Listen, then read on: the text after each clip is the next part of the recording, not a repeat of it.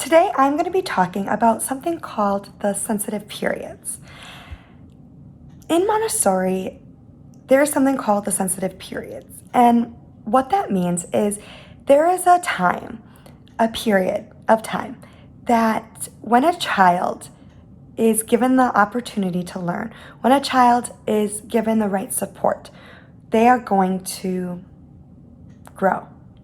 And it is at this time, and at this time only, that the most growth will take place in a child.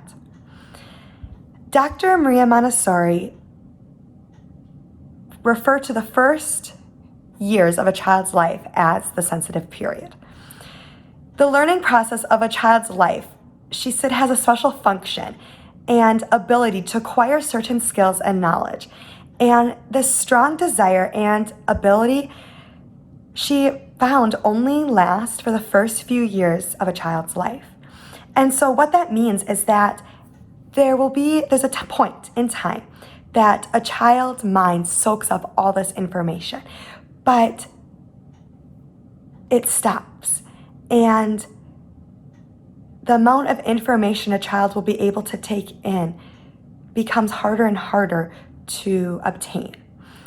And Dr. Maria Montessori realized that it is the first 6 years in a child's life that a child can take in the most information.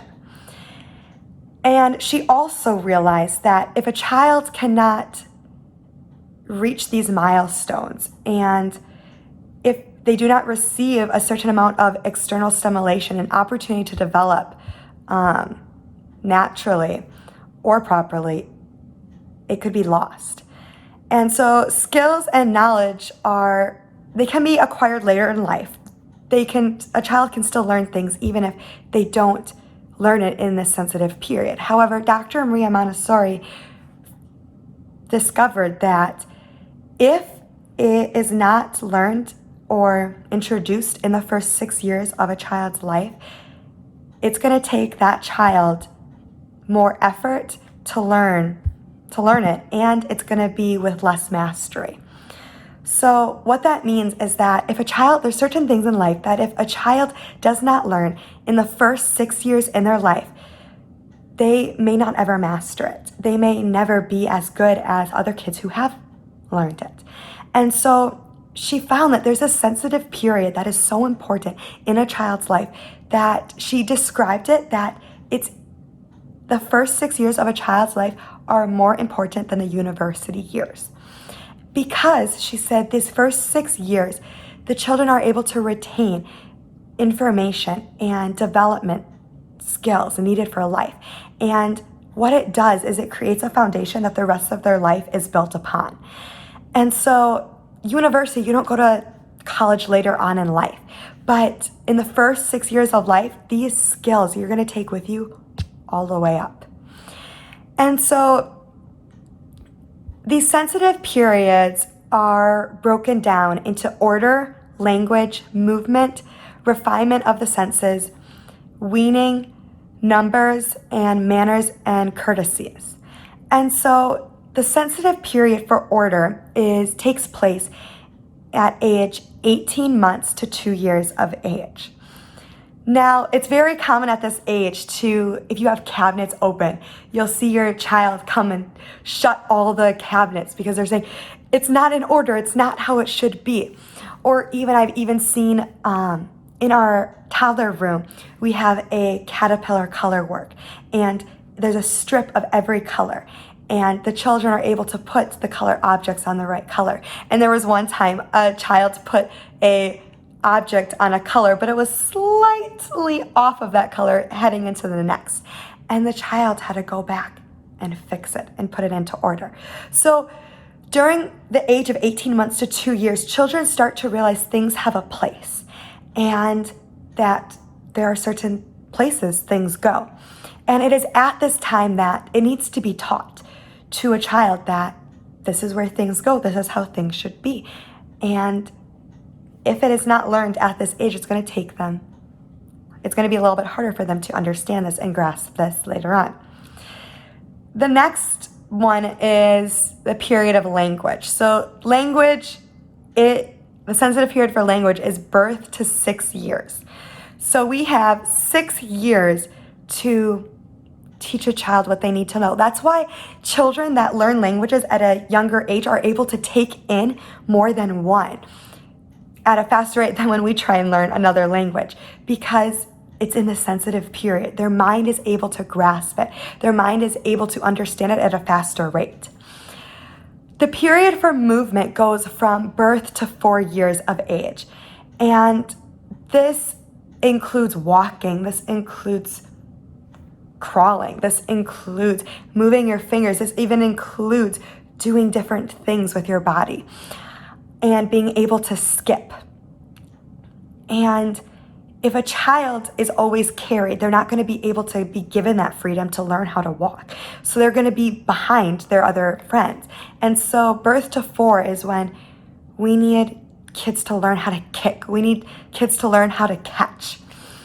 These are all things that should be practicing during the first 4 years of their life. The next one is refinement of the senses, and this is from birth to 5 years. So being able to see, being able to hear. There's a fun exercise that we do with our kids, which is holding a triangle, and you ding it, and it gets quieter and quieter and quieter. And seeing if a kid can raise their hand and see if they can still hear the ding, even when you're going quietly.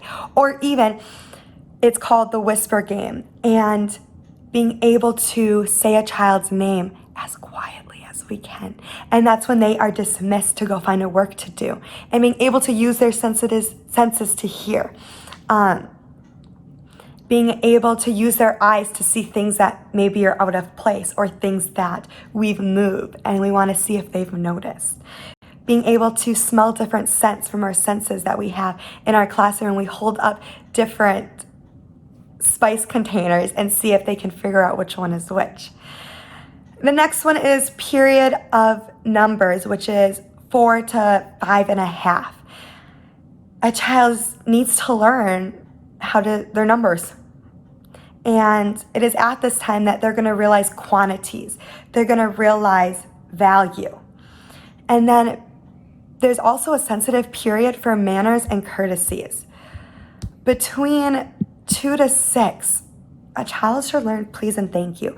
A child should learn respect when someone is talking, to not interrupt them. In Montessori, we have something where if a child needs something, they put their hand on our shoulder. And that's a sign to us as teachers saying they respect what I am doing. They're respecting the conversation I'm having with a child. However, they need me. They also need me. And so that provides me an opportunity to finish my conversation and then address the child's needs.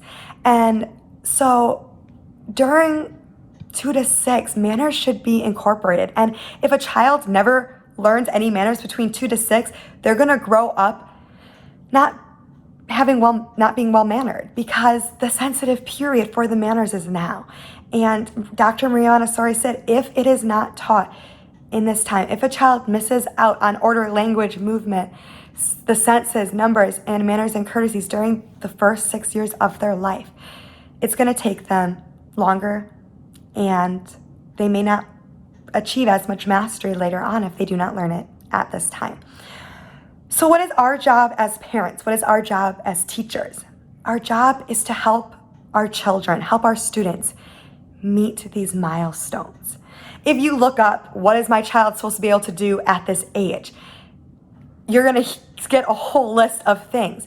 And that's what we need to do. We need to be supporting our child. We need to be meeting our child. If our child's speech isn't as clear as it should be, we need to be getting them the help that they need. If we're realizing our child isn't walking by the time that they should be walking, we need to evaluate ourselves. Am I holding them too much? Am I practicing walking with them enough?